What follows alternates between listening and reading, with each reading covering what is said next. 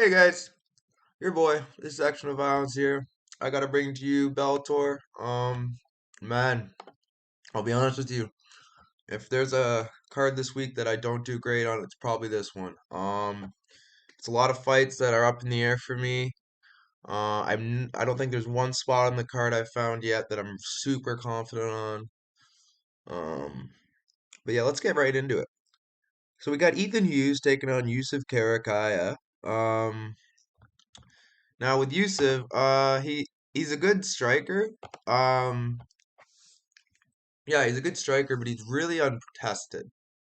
So he's gonna have the superior striking. He's bigger. Like, let's get to the weigh-ins as well. Um,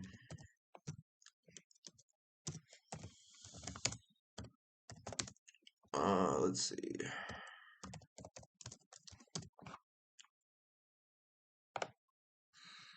Hmm.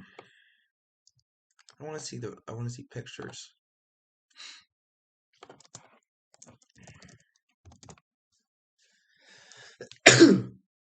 Oh, let's go. All right, so yeah, we have Mr. Yusuf Karakaya looking very ripped, looking good shape. I don't know why, but there's a lot of Calvin Klein sponsored gear tonight. Um, Not saying Mr. Hughes doesn't look in shape.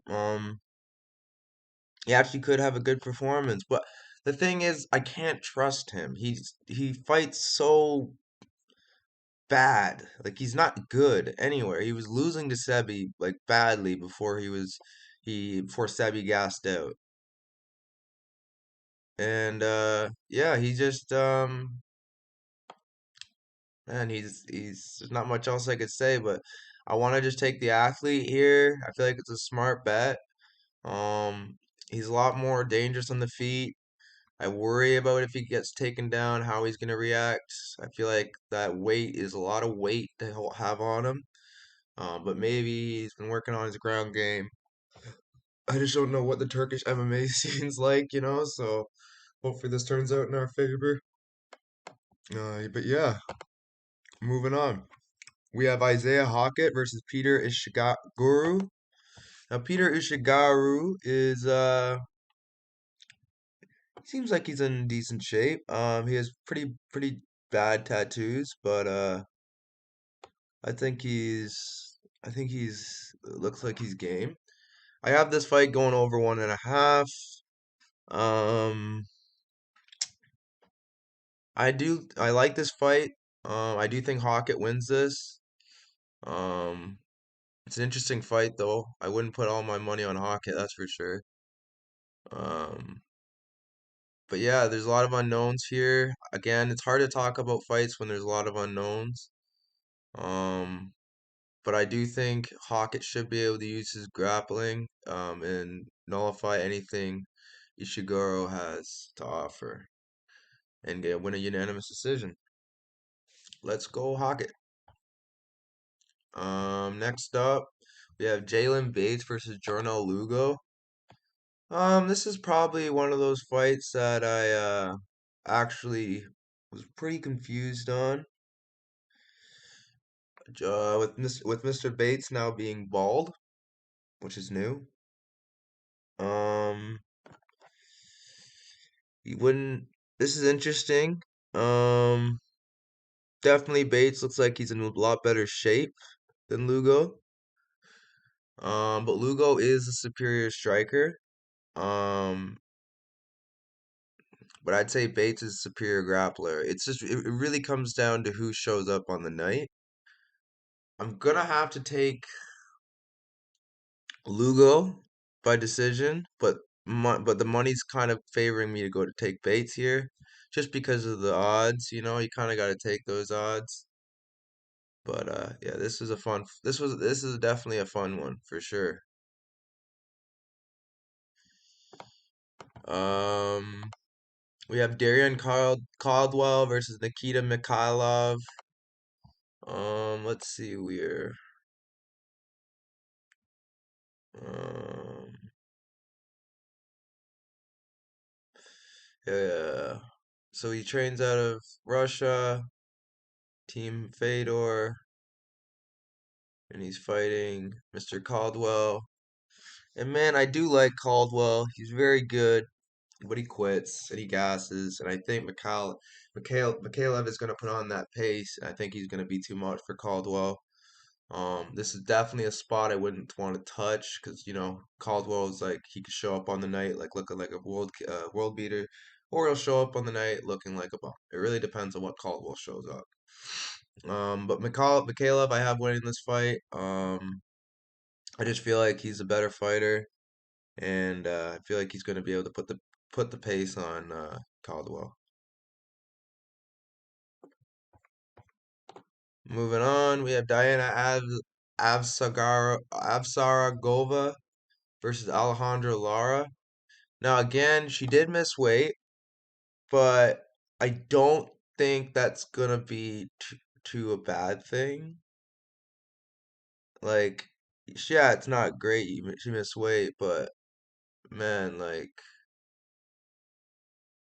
God, they're both so good looking. Oh my goodness. Oh my goodness. Anyways, yeah, Diana Avascaro, I just have her being the better fighter. She's a better fighter. She's a better grappler. She's a better striker. She should win this fight. But Laura does have a chance here to win a decision and steal it. Because she does train with, who does she train with again? Alexa Grasso. I do think she'll be able to do well. But at the same time, I do think she's outclassed here. But yeah, let's go, Diana. You guys are both so good looking, man. I wish I was a referee in this spot. Moving on, we have Grant Neal versus Carl Albrechtsen. I got Grant Neal here just because Carl Albrechtsen really let me down here against Carl Moore. So I feel like if he can't deal with a guy like Carl Moore, he's gonna have struggles with a guy like Grant Neal, who is really good at what he does, and what he does is wrestle. Um, I do think Albertson could come back here and stuff all the shots and be more of a well-versed threat and cause Grant Neal problems. But I just haven't seen the same of Brexton this past little bit. Like he still hits hard and has bad intentions, but I don't know. I feel like he's slowing down a little bit. Maybe I'm wrong, but I got Grant Neal here by decision. I just feel like he should be the clear A side here. Not that much of a height disadvantage. I feel like he should get the job done. Moving on, we have Chris Gonzalez versus Max Roskopf. This is where it gets a little tricky. Um, so yeah, we have Max and we got Chris. Chris obviously coming in great shape. Max, he's in great shape. He just doesn't really look like it. Um, you know, I think he's definitely gonna have the wrestling advantage in my opinion. But the thing is, Chris does train at a good gym with a lot of grapplers. He's got good striking. I really like this spot. Not this spot. I really like this fight. Excited to see how it goes. I do think Rockoff wins this by decision just with his wrestling, but again, this is a really close fight. I could see it going either way. Um, there's a lot of fights like this on this card that's close. It's been a long time since I've seen a Bellator this, stacked. But yeah, great fight. I'm excited to see how it goes. Moving on, we got Steve Mowry versus Ali Izaev. Now, I still haven't really made up my mind fully with this fight, but if I can go off of Izaev's performances, I gotta go with Izaev, but Mowry is dangerous, and he's undefeated for a reason. Um, I do think I think if Izaev gets tired, Mowry can capitalize, but yeah, I'm gonna go with Izaev here. I just feel like he's more well-rounded, or not more well-rounded. I just feel like he's more of a danger, and I feel like he should be able to impose his will on Maori, who I feel accepts bottom once he's on the back. And I'm not saying Zayev doesn't accept bottom, but he's a little more. urgent, I feel. I'm gonna go with Isaev here. This is another spot which I wouldn't recommend touching. But yeah, this is another good fight. Two undefeated guys. Let's see how it goes. Moving on, Henry Corrales versus Ahmed Magomedov. It's kind of some self-supported. I mean, it shouldn't be, but it is. Ahmed's got it. I think he's gonna win a nice unanimous decision. He's fighting a gamer though, in Henry Corrales, who's really hard to take down. A bit cheeky with the cheating. I don't like how he does some things like grabs a cage, grabs the gloves. But it is what it is. He's a good fighter. He's a good grappler, a good striker. I think he is dangerous. But I do think Med's just a different level. Yeah, I got him by unanimous decision. Yeah, moving on. We have well, let's see how they look in the weigh-ins.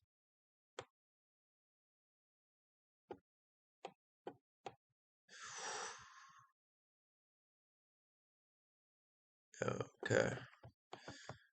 So we got Makomed Burkhamov versus Lorenz Larkin. I'm gonna have to go with Makomed Burkhamov just because Lorenz Larkin is getting to that age where it's harder to defend them takedowns. I do think he is good. Um, I think he's very good. Um, I just I don't know. Like he's getting up there in age. I think Burkhamov. This is a hard one because they already fought and it was a no contest. So I don't know how to really gauge this. I want to say Burkhamov wins this, but Lorenz Larkin's always a threat. I'm gonna go with Burkhamov here by decision, but I'm not confident in this whatsoever.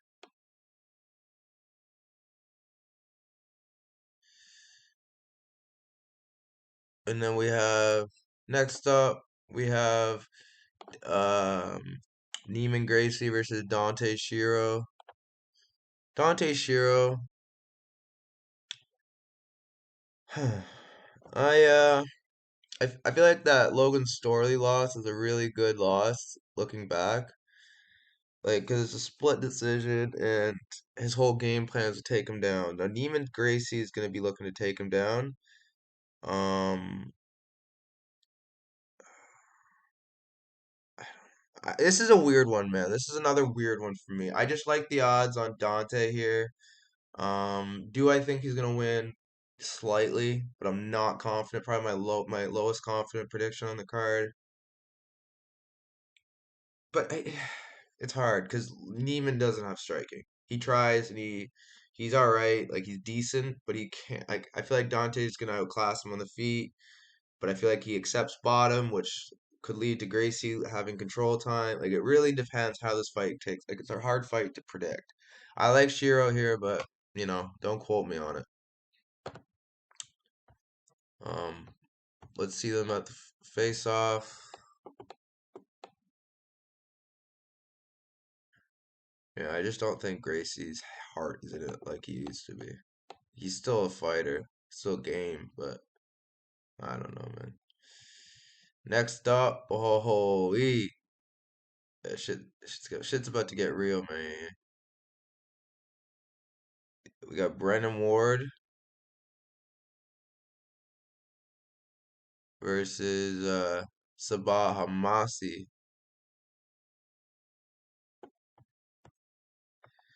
This is gonna be blood and violence. Someone's leaving on a stretcher. I gotta go with Brennan Ward here, just because of the grappling advantage, and because Sabah Hamasi is only good for a round. So I'm gonna doubt him again. But we'll see how it goes. Maybe I'm wrong. Maybe Sabat wins. But I don't know. It's a close fight. I love to see Brandon Ward fight. I like to see Sabah Hamasi fight. Guaranteed violence. That's all I'm gonna say about this. Don't see decisions being needed for here. It's probably my most confident play is fight not go to a decision. But with my luck, it's probably gonna go to a decision. But yeah, we got Toka versus Eblin. Man, the main one of the co-main event. I think Johnny Eblin wins this. and I'll tell you why. Anatoly Tokov, 31-3, crazy good record. Crazy good record. But you gotta look at the guys he's beating.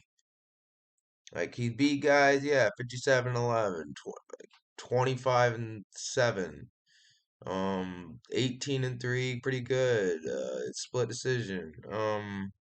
Muhammad Abdullah. Like these aren't really the biggest of names, you know? So it's like, sure, is he good? Yeah, sure. But he hasn't really had to prove himself to an extent that Eblin has. And I do think Eblin has found himself this past year. I do think beating Greyguard was a staple performance and everything coming together. The John Salter win, you could knock that off as all his Salter's old, doesn't really strike. But nah, Gegard, man, that was a great win. I'm a fan. I do think Evelyn's gonna win this fight. Not confident again, but I do think he's going to win. Let's see the weigh-ins and the face-off. Let's go, Evelyn. Yeah, this is a fun one. I'm really excited for this one. I think they might have trained together too.